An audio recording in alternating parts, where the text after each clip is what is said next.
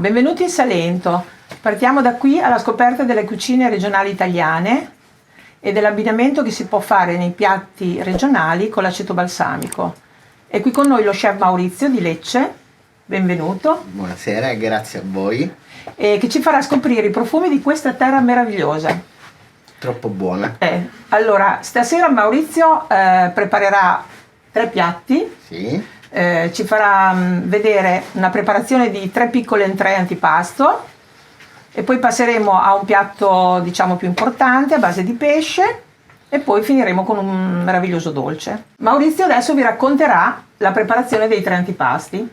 Allora, cara Roberta, questa sera vi preparerò una panzanella ai 3 pomodori con stracciatella e alici marinate con il vostro aceto. Perfetto.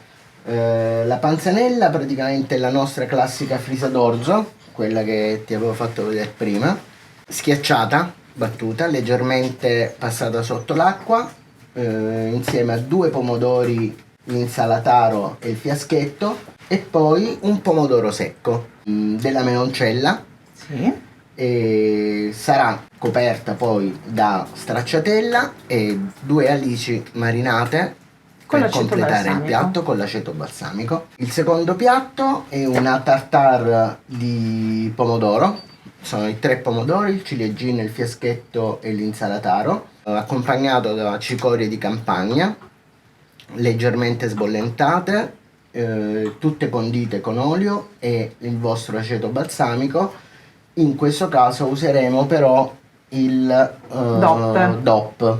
Aceto balsamico tradizionale. Il vostro aceto balsamico tradizionale. Proseguiremo con un filetto di orata leggermente scottato in padella con delle chips di sedano, carota e col vostro aceto balsamico. A questo punto sarà un aceto balsamico di Modena IGP, sì. Un prodotto già invecchiato e profumato che ha una buona densità. Eccellente, direi. Eccellente. Finiremo con un dessert che è uno spumoncino artigianale, si chiama Cuore Nero. Perché Cuore Nero? Perché ha del cioccolato all'esterno e il cuore sono olive nere, celline, accompagnate dal DOP. Anche questa volta. Anche qui utilizzeremo il DOP. Utilizzeremo il DOP anche qui. Troverete queste ricette che gusteremo stasera, preparate dallo chef Maurizio, nel link della descrizione. Faccio alcune domande a Maurizio, perché non tutti conosciamo i prodotti pugliesi. Per cui lui ha parlato di 3 tipologie di pomodori, ha parlato delle frise che io ho scoperto in questi giorni venendo qui.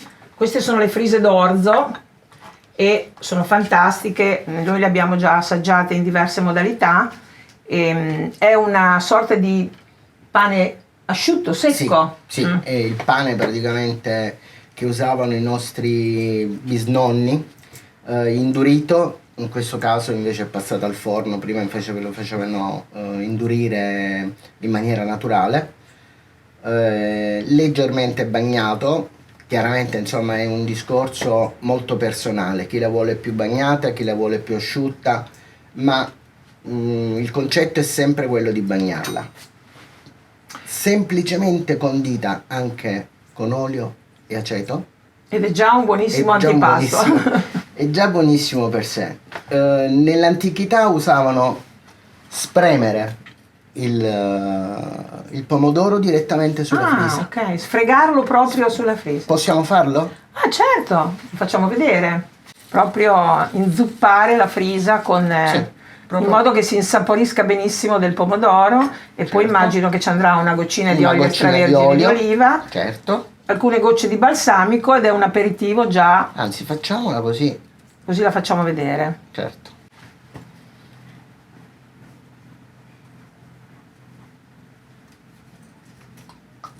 Olio extravergine di oliva, ovviamente, e poi alcune gocce di balsamico. Merita. Che dà un tocco di modenesità a questo piatto pugliese. Già è appetibile solo guardandolo. È un aperitivo molto veloce da preparare è sicuramente molto gustoso. E questo è il risultato finale. Adesso ci farà vedere Maurizio la preparazione, l'impiattamento di questi antipasti.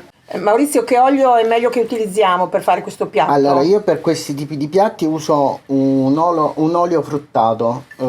Questo in particolare è un olio ricavato da 3 tipi di olive nostre, dalla cellina, dall'oliarola e dalla leccina. E un fruttato, pizzica. In modo che dia quella marcia in più. Sì, quella marcia in più al piatto. Allora, partiamo con la preparazione del piatto, della panzanella e 3 pomodori, come dicevamo prima. Riassumiamo gli ingredienti. Gli ingredienti sono frisa d'orzo,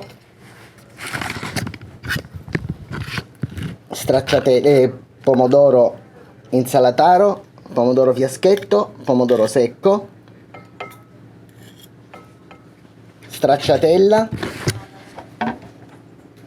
alici marinate con l'aceto balsamico, un goccio di olio extravergine di oliva di olio e qualche goccia di balsamico per terminare.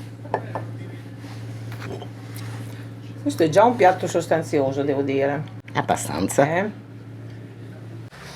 Secondo piatto invece è una tartare di pomodoro, insalataro, fiaschetto e ciliegino, conditi poi con l'aceto balsamico DOP, un filo d'olio e poi ci metti una verdura che è una verdura allora, come posso dire, non si chiamano in dialetto cicorie creste. Cicorie cresta. Significa che sono delle cicorie selvatiche. Perfetto. Chi non trovasse la cicoria selvatica perché abita a Milano può utilizzare la cicoria normale. La cicoria normale che trova ovunque, che va sbollentata un po', sì, e poi va ripassata con un po' solo sbollentata. Solo sbollentata e condita con olio. Perciò c'è questo contrasto della dolcezza del pomodoro, olio extravergine d'oliva, aceto balsamico e un po' l'amarognolo di questa verdura.